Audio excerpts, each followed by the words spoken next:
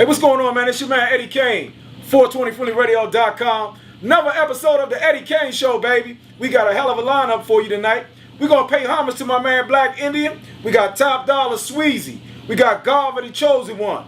The big fella, my dude, Dread the Old Head. It's going down tonight.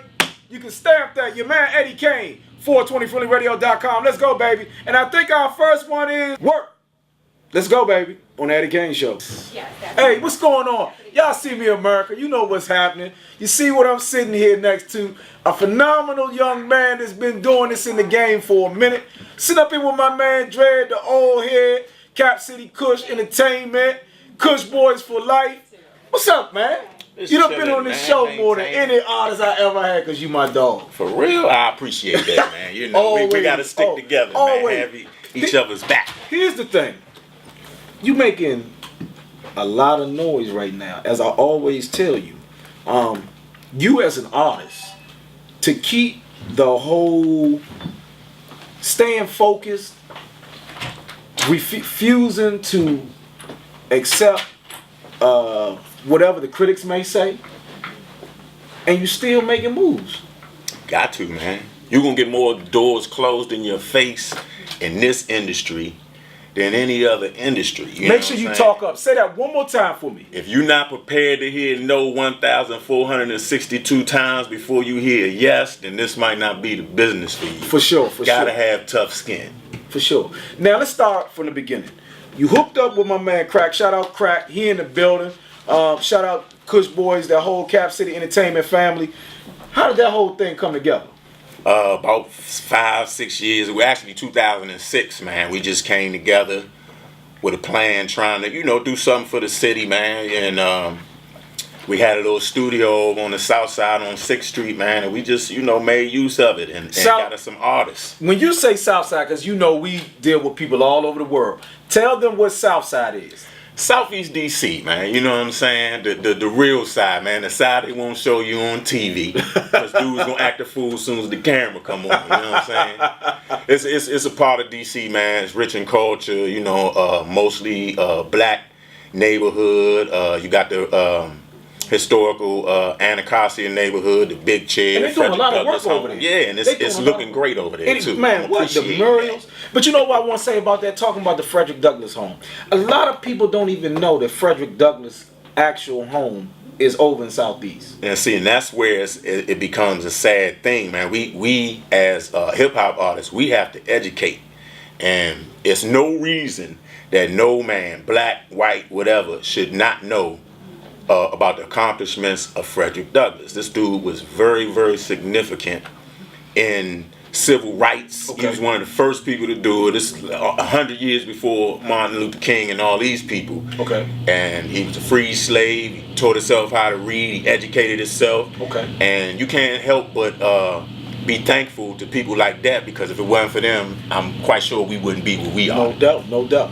Now, would you call what type of rap artist would you consider yourself? Conscious rap, political rap, gangster rap, or are you a combination of every one of those artists?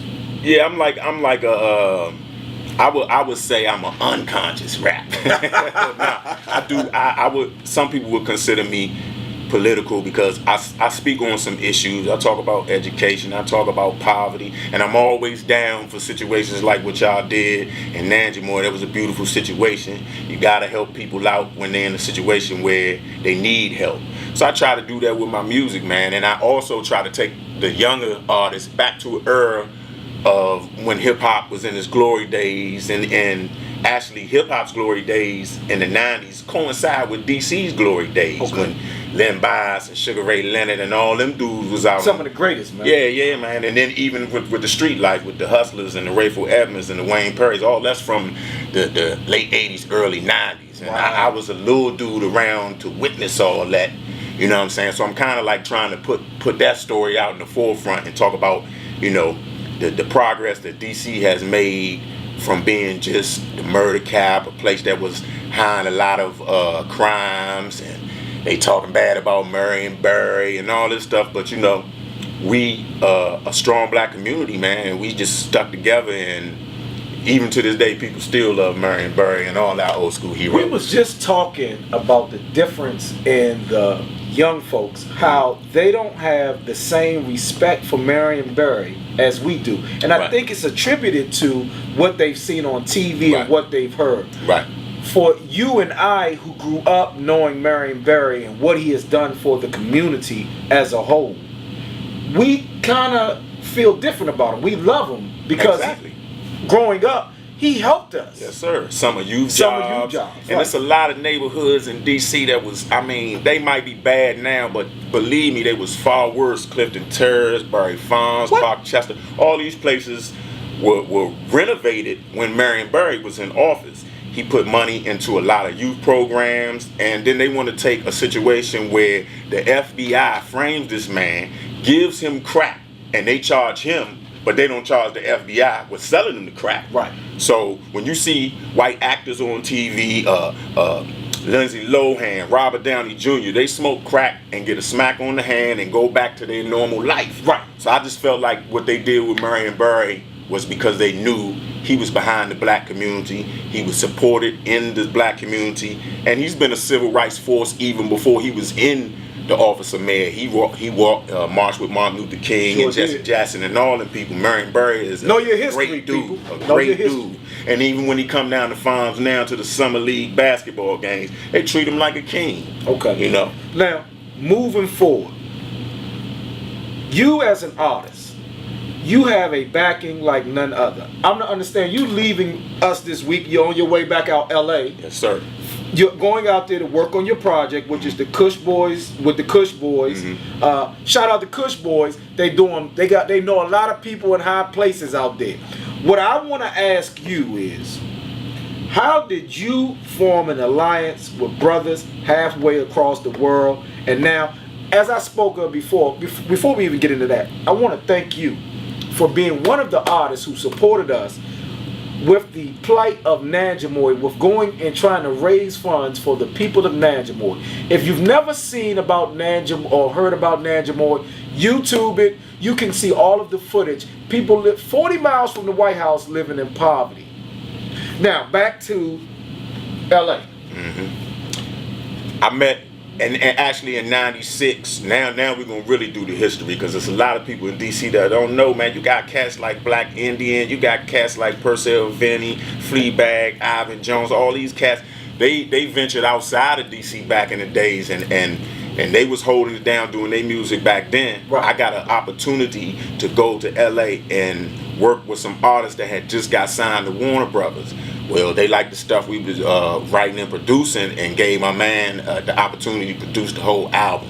So when we was out there doing that, we started recording our own stuff and got offered a deal by Ice Cube and Pat Charbonnet. Cube was in between distributors. Street Knowledge was being distributed by Priority. Then he left Priority. He was unhappy with them, and we got kind of caught up in limbo. And I just always kept in touch with my mans and them from out LA. Those are the guys that I was out there with in '96, '97. Right.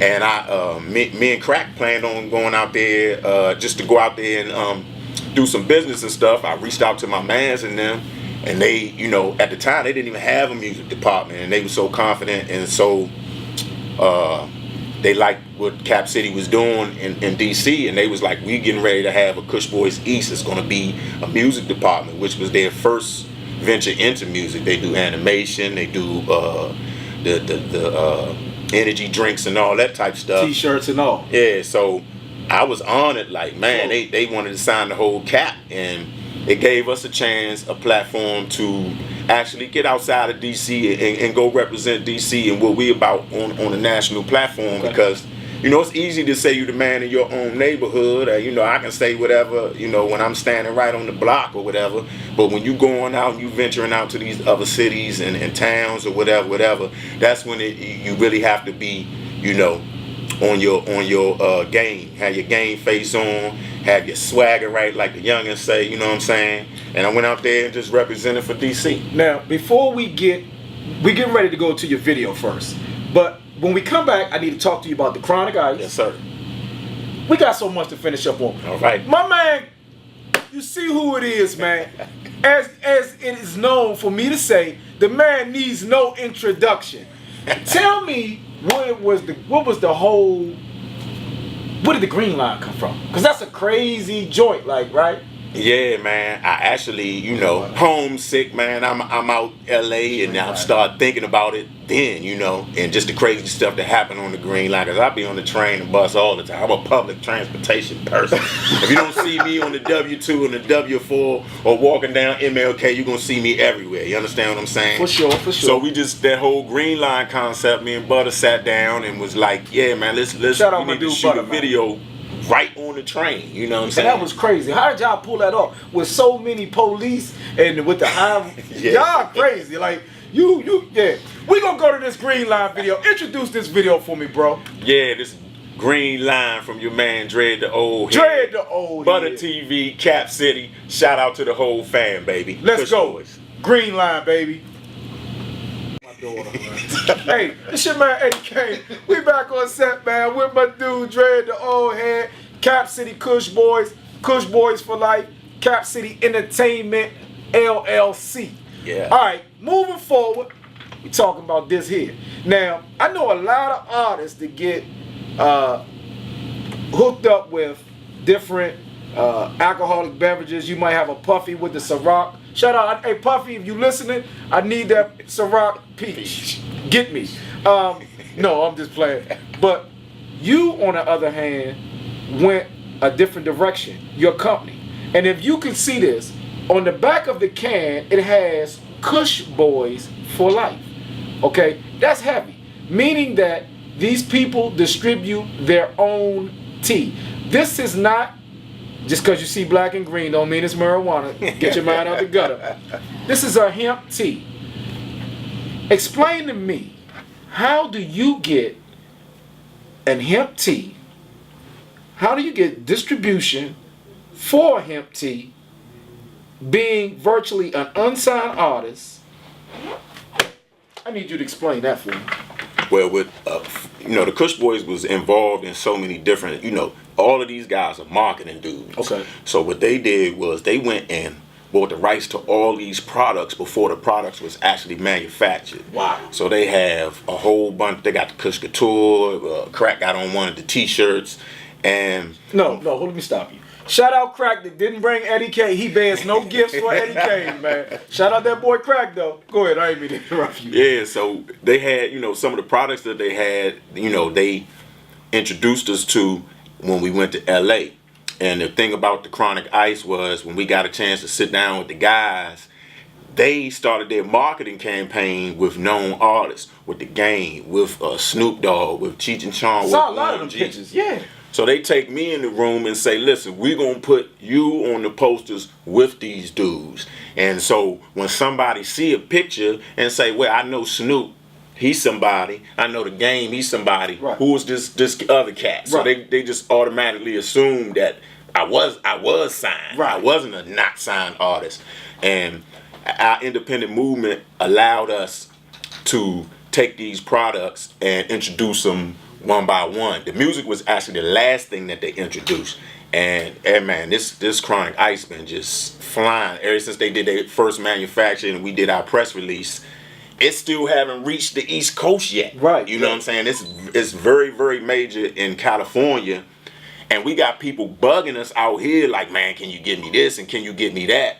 And a lot of times we can get them, you know, we can fill a lot of their orders, but Right. sometimes it's like, wait a minute, man, we can't, you know, truckloads and all this stuff. You're going to have to go directly to our man. We can send you right to him. To the manufacturer. And you know, 9 times out of 10, I send all that stuff to Crack because he'll know the correct person to send these people to if he can't fill the order himself. Before we go, I gotta ask you a question. How is it that you guys were able to get Puffy, Too Short, who else did I hear on this CD?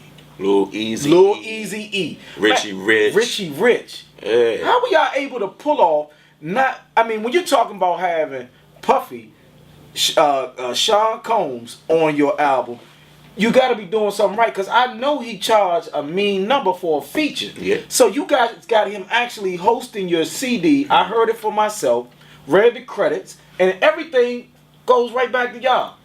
Yeah, I mean, the Puffy situation, man. I mean, these dudes, when we out LA and we walk in the Kush spot, you know what I'm saying? The Kush Boys Studios, you never know who gonna be in there. They're regular, everyday people like you name it, and Puffy and Floyd Mayweather, 50 Cent. Last time me and Crack was get out there, they got a whole wall full of vitamin water. I'm like, where's this from? Oh, 50 just came and we traded him a pallet of Chronic Ice for vitamin water. I'm like, man, you know what I'm saying? So they out LA, they rubbing elbows with the stars, you know what I'm saying? And they just use their star power to kind of like push our movement out there. Because actually one of the guys that started Kush Boys is an actor. Okay. You know what I'm saying? He been in a lot of films. That's how we got Jackie Long also. Right. You know what I'm saying? Hassan Johnson and a lot of dudes that's a part of our movement.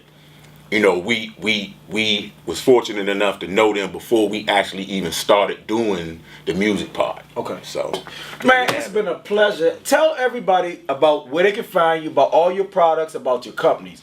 Tell everybody about everything. Just go ahead. It's on you. You can definitely catch up to us on kushboys.com, Kush Boys Music Department. We got a fan page on Facebook. Also, you can come to capcity.com. Check out the Kushalation. It's available right now on iTunes and Amazon. Okay. And we actually working on volume 2 of the Kushalation that should be ready by the end of the year. And my project should be coming out early in the beginning of 2012. First quarter. Yes, sir. Okay. Man, this is your man Eddie Kayne. I've been blessed with my man Dre, the old head. We get ready to go to a quick video right quick. Tell them where to find you at. You can find me on the block. You hear me? And shout out to all the stars in the building. Y'all don't know who up in here. Black Indian, major. Top Dollar Sweezy, major. Faster Big Fella and that whole BOA. That's major stuff, man. The people in DC, we gonna start supporting each other. Sure. Stop all that hating. Y'all, you from Maryland, you from this, whatever. Support your peoples, man, because ain't nobody else gonna support us if we don't support ourselves. Right. Phil Mason, the whole Sacrifice Entertainment, Butter TV, Cap City, and 420, and my man Eddie Kayne. For sure, man. It's your man Eddie Kayne. We get ready to go to a quick video, man. I want to say thank you, brother, for always supporting us and coming through. I can always depend on you, man. And for that, nothing but love. Nothing but love, Chief. Every time. Eddie Kayne Show, baby. Let's go.